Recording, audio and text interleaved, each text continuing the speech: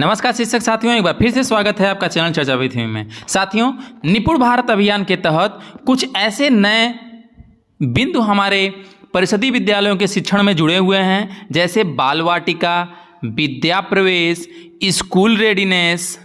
ये सब ऐसे बिंदु हैं जो हमारे लिए एकदम पूर्णतया नए हैं।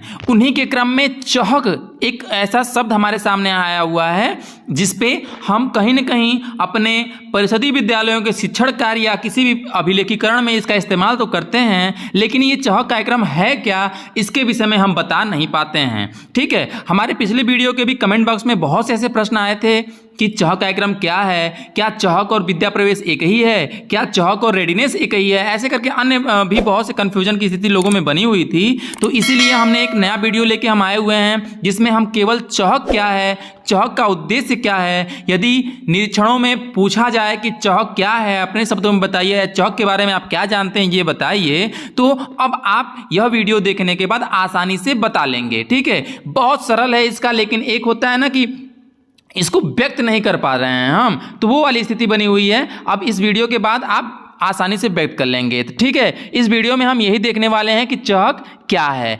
सबसे पहले जो चहक शब्द है अंग्रेजी का CHAK, अगर इसी के हम पूर्ण नाम यानी कि फुल फॉर्म पे अगर जिक्र करें तो इसका पूरा नाम है children having happiness in ambience and acquiring knowledge, इसका पूरा नाम है, ये चहक का पूरा नाम है। और अगर इसके हिंदी रूपांतरण की बात करें तो चिल्ड्रेन मतलब होता है बच्चे, हैप्पीनेस मतलब होता है खुशी, हैप मतलब होता है रखना, साथ, इन मतलब में, एम्बियंस मतलब होगा माहौल, एम्बियंस मतलब माहौल, एंड मतलब आप जानते ही हैं और होता है, एक्वायरिंग मतलब होता है ग्रहण करना या प्राप्त करना। ठीक है, ग्रहण या प्राप्त, नॉलेज मतलब ज्ञान। इसका तात्पर्य यह है कि बच्चों का एक खुशी के माहौल में विद्या या जानकारी या ज्ञान को प्राप्त करना। चहक का यदि अंग्रेजी जो चहक शब्द है अगर इसके फुल फॉर्म का हिंदी रूपांतरण करें तो इसका अर्थ है कि बच्चों का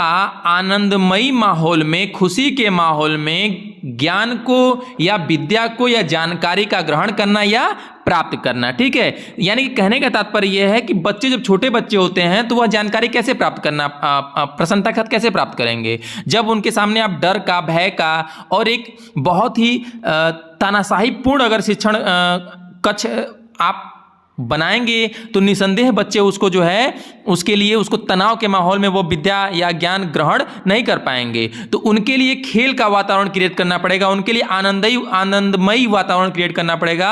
और बच्चों जो छोटे बच्चे होते हैं उनके लिए आनंदमयी वातावरण तभी क्रिएट हो सकता है, तभी बन सकता है जब उनको आप खेल के माध्यम से शिक्षा दें। तो इस चहक में इन्हीं सब बिंदुओं पर चर्चा की गई है। तो इसका अगर पूरा नाम देखेंगे तो बच्चों का खुशी के माहौल में ज्ञान को प्राप्त करना, ये चहक के फुल फॉर्म का हिंदी रूपांतरण है। अब अगर चहक कार्यक्रम क्या है, अगर इसी बिंदु पे हम बात करना चाहें तो अगर एक लाइन में इसका कोई पूछे और एक लाइन में हमको बताना होगा तो चहक कार्यक्रम क्या है। चहक कार्यक्रम के अंतर्गत अभिभावकों को स्कूल रेडीनेस से अवगत कराना है।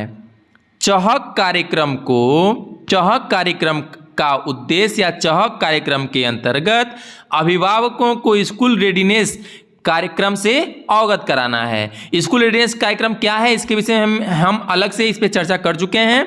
ठीक है, अब आप कहेंगे कि स्कूल रेडीनेस का अभिभावकों से क्या लेना देना है, तो कोई भी कार्यक्रम विद्यालय का तभी सफल हो सकता है जब उसके कार्यक्रम की सफलता के लिए अभिभावक भी उतने ही जी जान से लगे जितने मेहनत से शिक्षक लगे हुए हैं। तो इसलिए स्कूल रेडीनेस में बच्चों की तैयारी भी उतनी महत्वपूर्ण है जितनी अभिभावकों की तैयारी। तो स्कूल रेडीनेस कार्यक्रम का अभिभावकों तक जानकारी देना, उनको बताना, यही चहक कार्यक्रम का उद्देश्य है, यही चहक कार्यक्रम है। अब इसमें आगे क्या है, अगर इसमें हम आगे और बिंदु पे चर्चा करें कि चहक कार्यक्रम में कैसे कैसे क्या करना है आपको, तो चहक कार्यक्रम के उद्देश्य पे यदि हम चर्चा करें तो चहक कार्यक्रम में आपको करना यह है कि इस कार्यक्रम में प्रधानाध्यापक के सहयोग से नोडल अध्यापक अभिभावकों के साथ बैठक आयोजित करेंगे। ठीक है। अब कितने बैठक, कब बैठक आयोजित करेंगे, इस पे हम आगे चर्चा करेंगे। लेकिन चहक कार्यक्रम का उद्देश्य यही है कि इसमें नोडल अध्यापक जो होंगे, अब आप कहेंगे नोडल अध्यापक कौन है, तो नोडल अध्यापक जो स्कूल रेडीनेस का एक प्रशिक्षण हुआ था और उस प्रशिक्षण को उन्हीं लोगों ने किया था जो कक्षा 1 जिनको पढ़ाने की जिम्मेदारी मिली थी, ठीक है, वही जो है नोडल अध्यापक हैं उस विद्यालय के। यानी जो कक्षा 1 में शिक्षण दे रहे होंगे वही क्या है, नोडल अध्यापक हैं उस विद्यालय के। तो अब इस कार्यक्रम में यानी कि चहक कार्यक्रम में प्रधानाध्यापक के सहयोग से नोडल अध्यापक अभिभावक के साथ बैठक आयोजित करेंगे, ठीक है। अब बैठक में क्या क्या ध्यान देने वाली बात है, बैठक में आपको ध्यान देने वाला बिंदु यह है कि इस बैठक में अभिभावक में जो माताएं हैं बच्चों की, उनको बुलाने पे या उनकी उपस्थिति पे आपको विशेष ध्यान देना है, ठीक है, कि अभिभावक में जो घर पे अभिभावक रहते हैं उन पे, और उनमें भी जो अगर माताएं आए या उनके घर की कोई और महिला सदस्य हैं, अभिभावक हैं, वो आए तो उस पे आपको विशेष बल देना है, ठीक है। इसके अलावा गांव के कुछ युवा शिक्षित व्यक्तियों को भी बुलाना है आपको। इसके अलावा गांव के कुछ संभ्रांत व्यक्तियों को भी आप बुला सकते हैं कि आप उनको अपने इस स्कूल में चलने वाले स्कूल रेडीनेस कार्यक्रम के बारे में अवगत कराएं, उनसे फीडबैक लें, उनसे देखें कि हमारे विभाग ने, हमारे उच्च अधिकारियों ने सभी अध्यापकों के साथ मिलके एक कार्यक्रम का संचालन करना सुनिश्चित किया है जिसका नाम स्कूल रेडीनेस कार्यक्रम दिया गया है। स्कूल रेडीनेस कार्यक्रम में हमको गतिविधियों और खेल के माध्यम से कक्षा 1 के बच्चों को या अन्य बच्चों को भी देना है, लेकिन हमारा विशेष फोकस कक्षा 1 के बच्चों के ही है कि उनको हम खेल और गतिविधियों के माध्यम से ही पूर्ण रूपेण शिक्षा दें। और उनको जो 12 सप्ताह का आपका कैलेंडर दिया गया है उनको भी आप उनसे साझा करें कि विभिन्न दिनों में विभिन्न प्रकार की गतिविधियां आपको कैसे आयोजित करानी है, TLM कैसे कैसे आपको क्या करना है, वो सारे बिंदु आप उनसे साझा कर सकते हैं, उनसे उनका भी फीडबैक ले सकते हैं कि इस कार्यक्रम के विषय में आप अपनी राय व्यक्त करें, ठीक है। आगे कह रहा है इस बैठक के द्वारा अभिभावकों को स्कूल रेडीनेस कार्यक्रम के बारे में जानकारी दें, जिसमें हम आगे बता ही चुके हैं कि उनको आप विभिन्न अभिलेख जो आपको स्कूल रेडीनेस कार्यक्रम के द्वारा पूर्व में ही प्रदान कराए गए हैं व्हाट्सएप ग्रुपों के माध्यम से या आपके ARP महोदय के द्वारा, तो उसी की सहायता से आप इस मीटिंग में इसको आपको बताना है, ठीक है। अब आपका प्रश्न ये उठता है कि यह बैठक आयोजित कब होगी, यानी कि आपने जो देखा ना कि चहक कार्यक्रम में सबसे पहले क्या करना है, हमको बैठक आयोजित करनी है। और यह बैठक कितनी बार होगी, यह बैठक 2 बार होगी, ठीक है। लेकिन अभी बैठक करना क्या है, बैठक कब करना है, इसके विषय में आइए हम बात करते हैं। जब निपुण भारत अभियान का एक PDF आपके सामने दिया गया था तो उसमें एक हम इसका उसी PDF से हम एक कुछ चंद लाइनें हम यहाँ पे ले रहे हैं।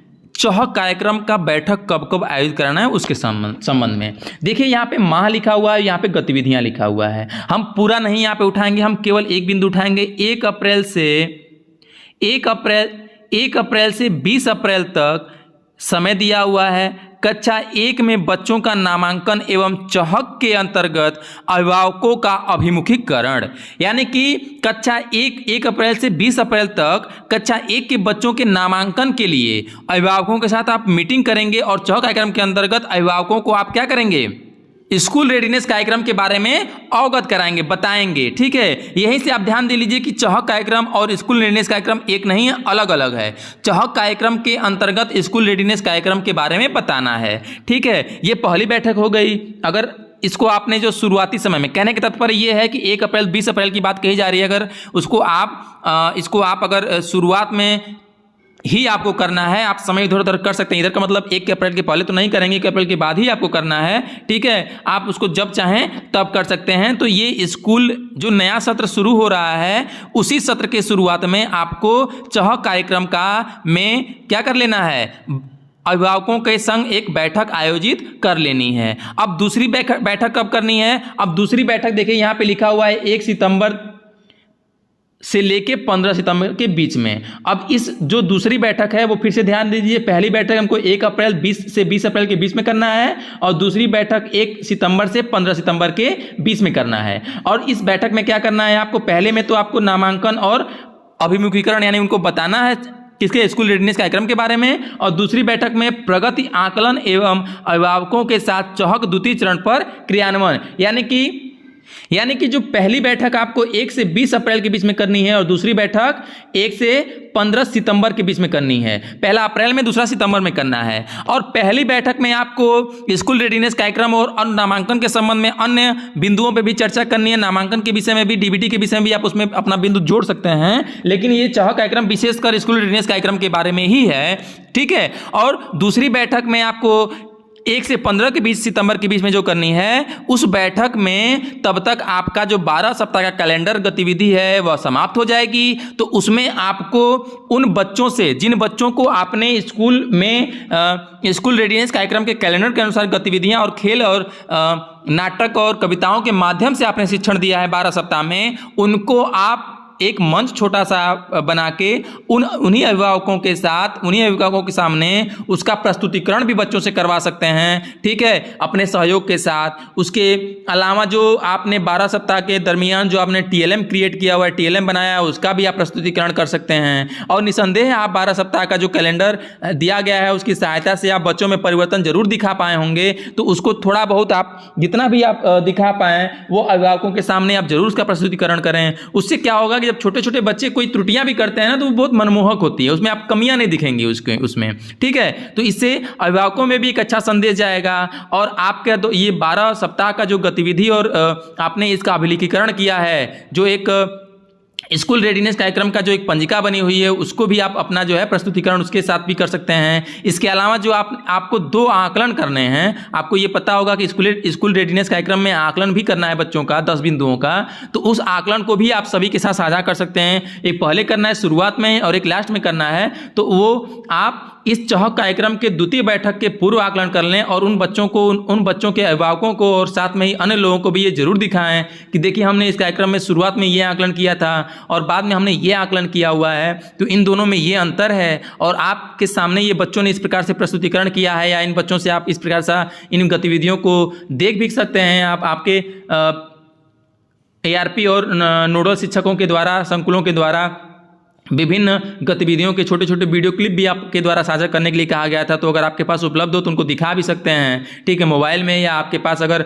स्मार्ट टीवी है तो उसकी मदद से भी आप दिखा सकते हैं। तो ये विभिन्न प्रकार की गतिविधियां जो हैं आप उसको जो है द्वितीय बैठक जो चह कार्यक्रम के अंतर्गत करानी है उसमें आप उनके सामने साझा कर सकते हैं, ठीक है। तो उम्मीद है कि जो ये चह कार्यक्रम के संबंध में जो आप लोगों का एक कन्फ्यूजन की स्थिति बनी हुई थी कि चह क्या है, वो अब दूर हो गया होगा, ठीक है। अगर इसके अलावा भी आपको कोई और समस्या इस पे उत्पन्न हो रही है या इसके संबंध में भी कंफ्यूजन बना हुआ है तो कमेंट जरूर करें, हम उसका समाधान करने का प्रयास करेंगे। आपके द्वारा किया गया कमेंट हमारे लिए अत्यंत महत्वपूर्ण है, तो अपनी किसी भी प्रकार की कोई भी प्रतिक्रिया जरूर व्यक्त करें। मिलते हैं अगले वीडियो में, तब तक के लिए नमस्कार शिक्षक साथियों।